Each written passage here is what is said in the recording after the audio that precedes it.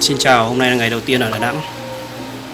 Hôm nay mình đi từ 10 giờ mà bị thất lạc chiếc ba lô này sang chuyến bay sau, nên là tận 1 giờ mới lấy được đồ.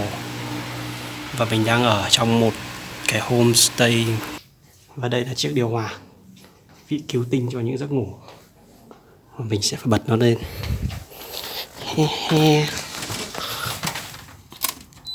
25 độ. Mình đã chuyển lên trên giường trên để ngồi cạnh điều hòa luôn. Trèo lên giường tầng này cảm giác như kiểu mình quay lại thời sinh viên ở trong ký túc. Đây là ban công nhưng mình đóng cửa lại rồi. Ngoài có rất nhiều cây.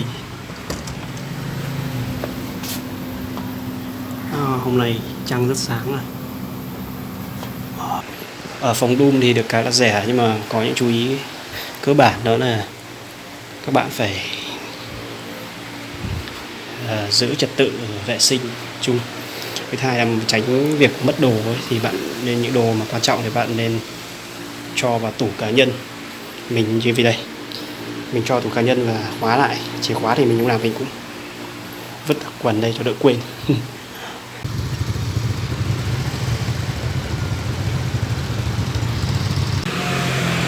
Hôm nay là ngày thứ 3 và người ta vừa gọi điện báo mình đi lấy xe máy.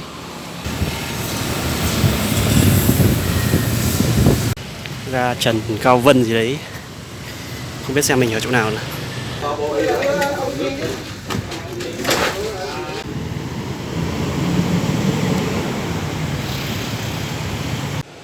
Xin chào, hôm nay là ngày thứ 6.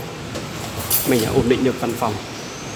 Văn phòng thì mình tận dụng một căn phòng nhỏ trong công trình thôi.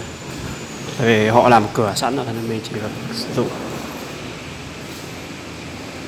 Đây là cái máy in mới lấy về.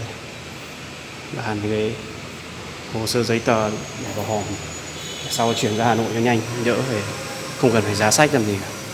Mình đã hỏi thuê được ngôi nhà đối diện với cái homestay.